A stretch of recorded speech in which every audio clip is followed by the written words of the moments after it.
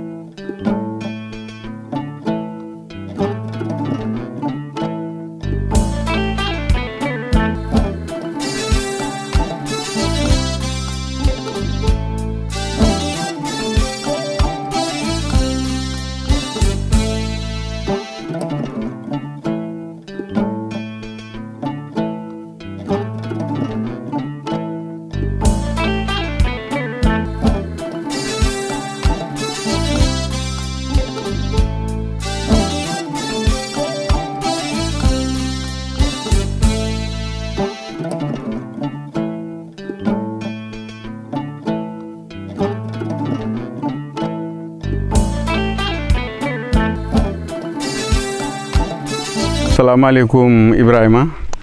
Moi je m'appelle Moustapha Doumbouya, donc enseignant de profession, mais aussi issu d'une famille paysanne aussi. Parce que j'ai été grandi par mon grand-père qui a été un très grand producteur au niveau du Saloum. Donc c'est là-bas que j'ai appris beaucoup de choses depuis tout petit. Donc la culture surtout de l'arachide. Donc on vient de quitter le champ de l'arachide, mais aussi j'ai utilisé d'autres spéculations comme le maïs, mais il y a aussi le bissap que j'ai cultivé, mais aussi il y a le melon, et l'ensemble fait au minimum donc 4 hectares 5. Donc chaque année je m'évertue à cultiver ça et revoir donc les habitudes que j'avais depuis très petit. Donc ça me permet aussi de faire passer du temps. Voilà, donc c'est pourquoi je m'investis aussi à l'agriculture et à l'élevage. Merci. Oui, donc moi je vois que donc même pour cultiver et pour enseigner, il faut être un bon paysan. Donc si vous êtes un bon paysan, vous serez un bon enseignant, ça c'est sûr. Mais aussi, bon, l'école, c'est pas tout simplement entre les 4 murs. Donc c'est ce qui amène toujours le problème de l'éducation au niveau du Sénégal. Il croit que l'école c'est sûr entre les 4 murs. Non, mais l'enseignant, bon, c'est un modèle. Donc, et j'aurais aimé que tous mes élèves qui vont voir ce que j'ai fait essayer de m'imiter. Donc c'est surtout ça. Là, c'est la vraie valeur même de l'enseignement. Donc il faut essayer de montrer à vos élèves que c'est comme ça, mais pas tout simplement à parler entre les 4 murs. Donc bon, il y a certains directeurs, parce que moi aussi j'ai été inspiré par un directeur que j'ai vu à Guinguinéo. Quand j'étais tout petit, je le voyais faire la même chose. Donc il y a beaucoup de directeurs, d'enseignants qui cultivent. C'est sûr, ceux qui sont en milieu rural, ils cultivent. Et je pense que ça permet aussi de montrer aux enfants, voilà, qu'est-ce qu'on peut faire. C'est pas tout simplement, ça pourrait réduire même le taux de chômage et le taux de déperdition au niveau des écoles. Effectivement, Ibrahima, il y a certains cultivateurs qui le disent, bon, ça c'est, mais il n'y a pas une terre qu'on ne peut pas utiliser. La terre accepte tout. Il suffit tout simplement de le traiter. Si vous allez dans les autres pays, en Israël, il y a des techniciens agricoles qui viennent ici, donc ils n'ont pas ça. C'est des pierres qu'ils ont, ils n'ont même pas là où semer, mais ils traitent la terre jusqu'à pouvoir l'exploiter. Ici, on peut faire tout. On peut faire même de l'oignon. Moi, j'ai mis de la pomme de terre une année, c'est sorti. et je l'ai utilisé. Donc, on ne peut pas dire que c'est ça seulement qu'on cultive. Si vous voulez mettre la pomme de terre et faire du maraîchage, il faut diminuer la chaleur tout simplement. Essayer de trouver quelque chose pour diminuer la température. Et là, vous pouvez au moins donc, récolter. Donc, il n'y a pas une mauvaise terre. Ouais, donc, il y a des mauvais esprits et des mauvais paysans, mais pas une mauvaise terre. Mais c'est surtout ça, parce que la formation est importante. La formation est importante, même si c'est l'agriculture. Avant, les agriculteurs, ils disaient que bon, on n'a pas besoin d'apprendre à cultiver. Mais c'est important, parce que moi, mon grand-père, il travaillait avec... en ce temps-là, il y avait ce qu'on appelle Sodeva. Bon, on avait des agents qui venaient, qui circulaient dans les champs et qui montraient que vraiment, c'est comme ça qu'il faut semer, c'est comme ça qu'il faut cultiver. Donc, quelquefois, moi, je dépasse des champs de mil où je sais que si le gars avait utilisé certaines techniques, il aurait eu beaucoup de production. Donc, on ne peut pas avoir donc, 10 à 15 épis sur un même pied. Ce n'est pas possible. Donc, tout ça, c'est méconnaître les techniques culturelles. Et donc, il est temps aussi de créer des écoles où on apprend à cultiver. Et montrer que aussi l'agriculture, c'est un métier qui est noble. Mais au Sénégal, on limite les métiers à 4 ou 5 ans, docteur, gendarme, policier, etc. Non. Bon, donc, il faut essayer d'élargir. Et tout ça, c'est la sensibilisation. Oui, le président, c'est un cultivateur. Voilà. Donc, je connais bien son village que j'ai fréquenté. Mais il est temps que le Sénégal se nourrit. Il est temps. Donc, il faut essayer de voir.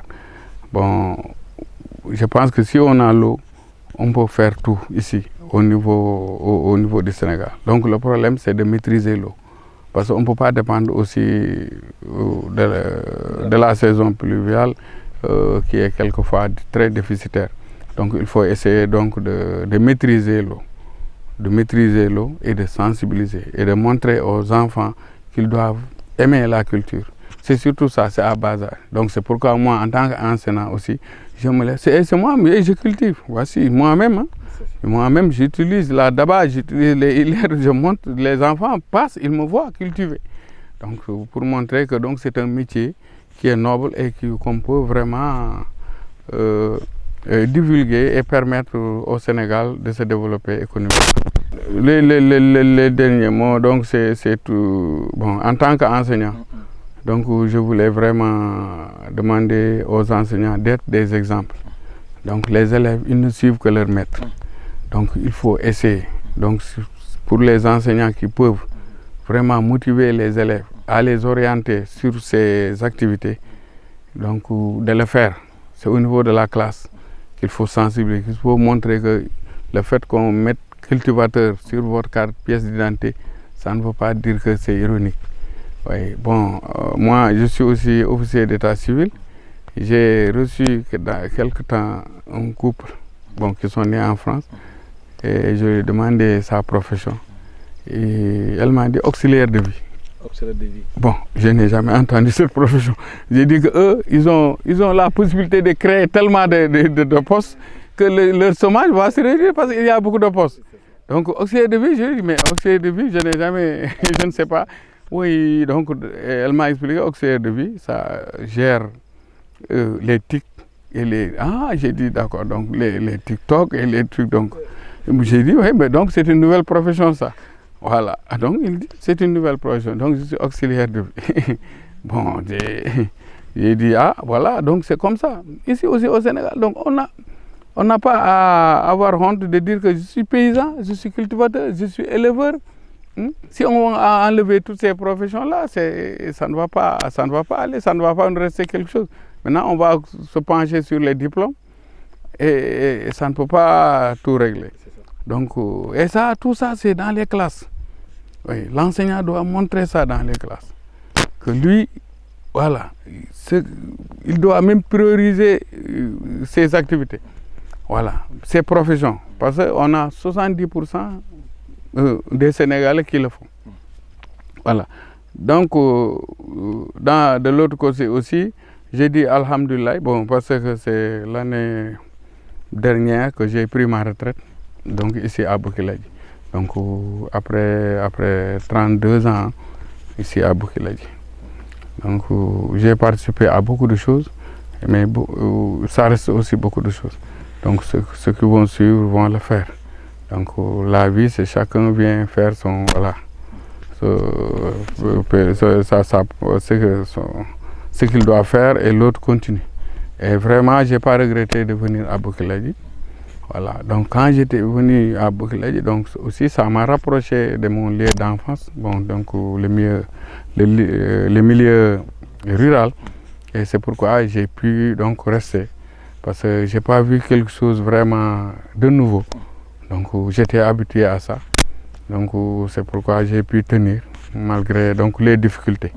Et de là, je dis qu'il n'y a pas aussi de mauvais postes.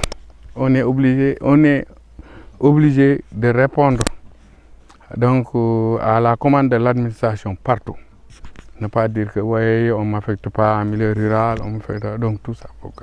Donc celui qu'on n'affecte pas en milieu rural, qui n'accepte pas d'aller en milieu rural, il ne va pas apprendre à ses élèves de cultiver. Et ça, c'est un très grand danger. Vous allez les apprendre quoi? Autre chose. Donc, il faut accepter d'aller au milieu rural. Moi, quand je venais ici à Bokiladji, je n'ai jamais fait plus de 900 km comme ça en voyage. Et depuis, donc, je suis là. J'ai fait ici 32 ans. Et voilà, oui, voici mes champs. Ouais, et je fais aussi de l'élevage. Peut-être si vous passez, vous allez voir. D'accord. Merci beaucoup. Merci beaucoup, Doyen. Voilà.